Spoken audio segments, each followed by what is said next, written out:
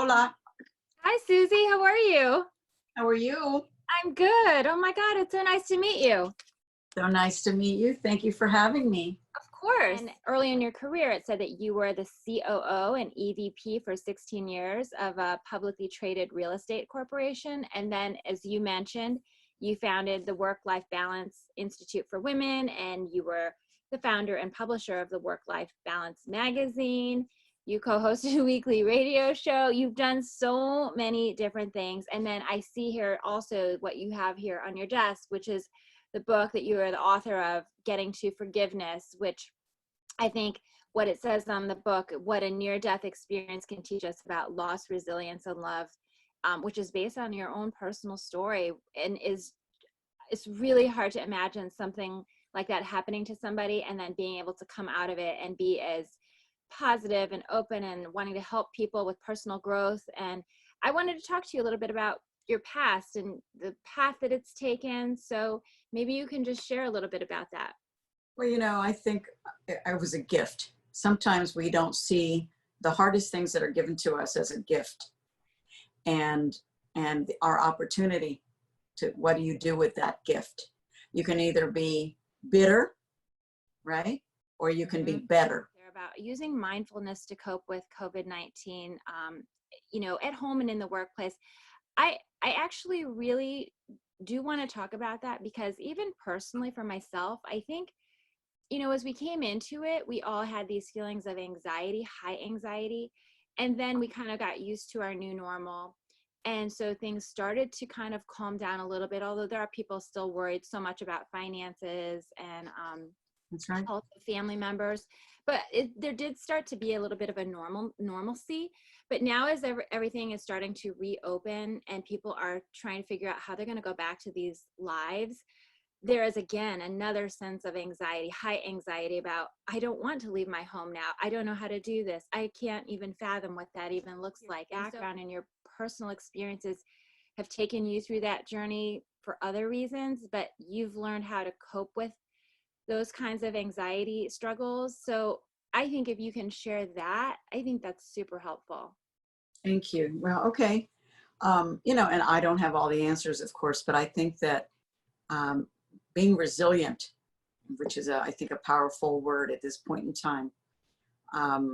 Resiliency is a term that I think that if you understand that it's kind of like being anti-fragile, right? Because we're bombarded constantly with what's going on in our lives. In Florida, we have hurricanes, and there was just another earthquake in Puerto Rico recently, and earth changes and the weather and the water rising on Miami Beach, and we're surrounded by all sorts of disruption and crisis, right? We are.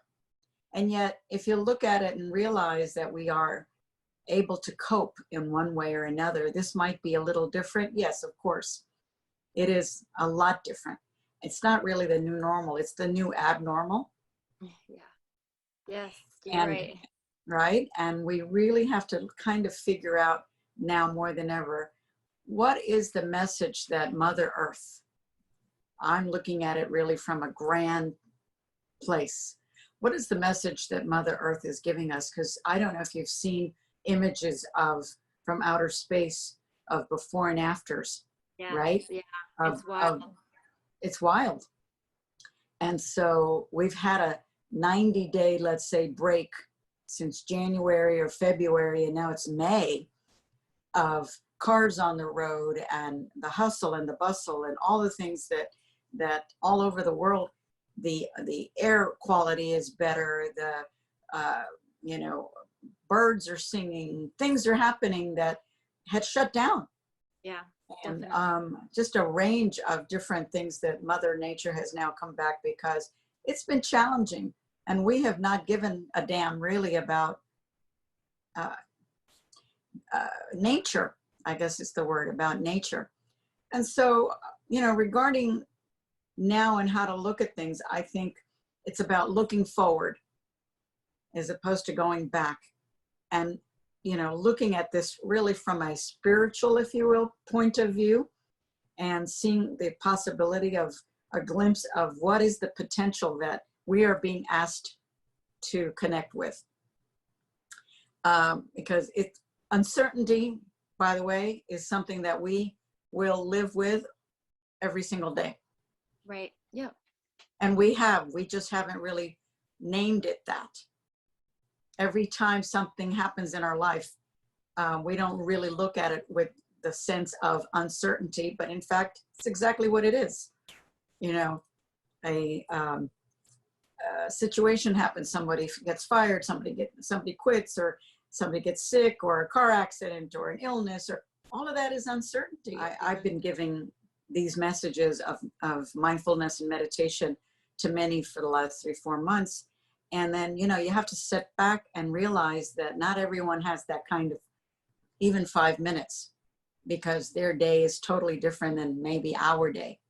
Right. And, they've got 3 kids that they have to homeschool, and they're working from home, and they have to make meals, and they have to go out and get groceries, and all of the things that are a whole new abnormal. Yeah. And yeah, so it's grocery shopping is traumatic, right, it's crazy.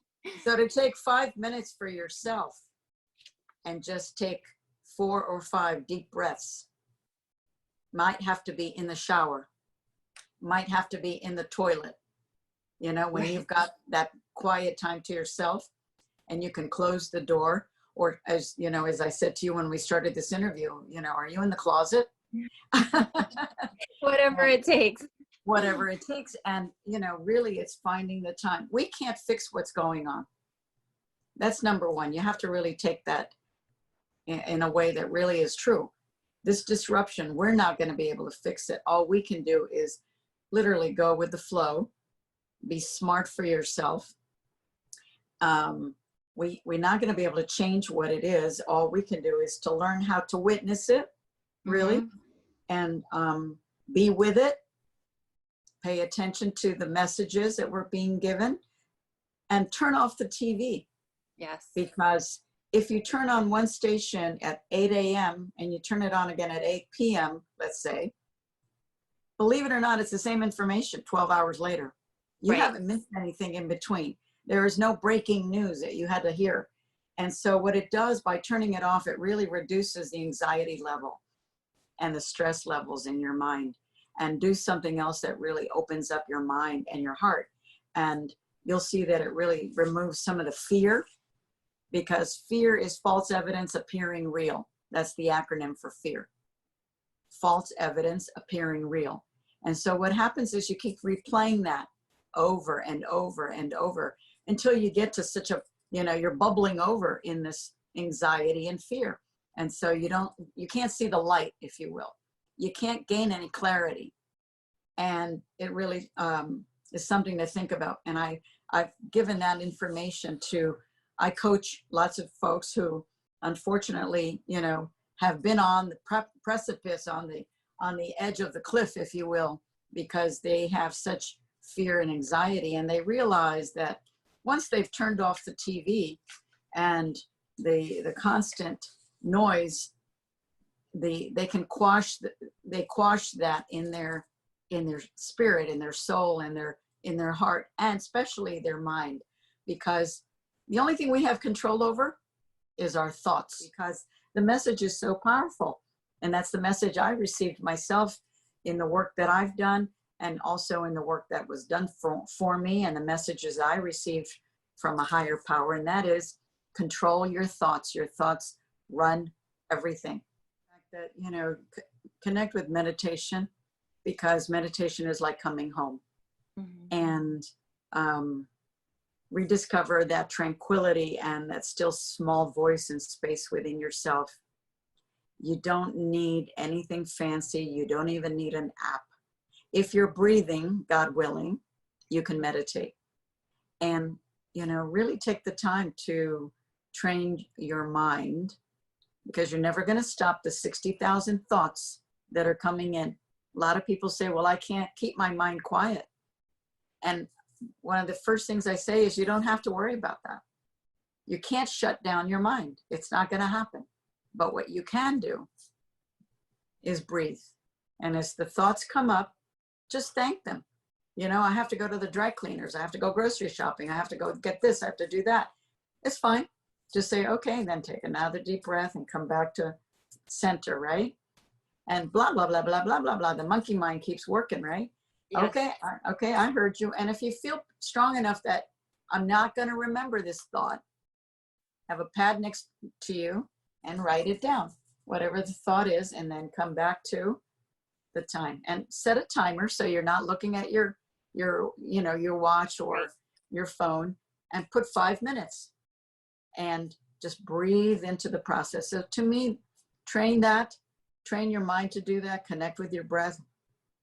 And honestly, the ripple effect of just getting into that space now more than ever, now more than ever, and I say that now, will definitely calm you, relax you, and the ripple effect of all the different benefits will happen without you even realizing it.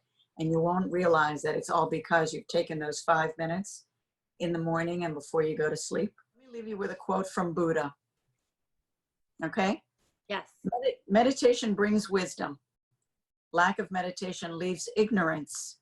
Know well what leads you forward and what holds you back, and choose the path that leads to wisdom. So, in these turbulent times, resilience is key. Your superpowers, you have them. You're strong enough. You can get through this.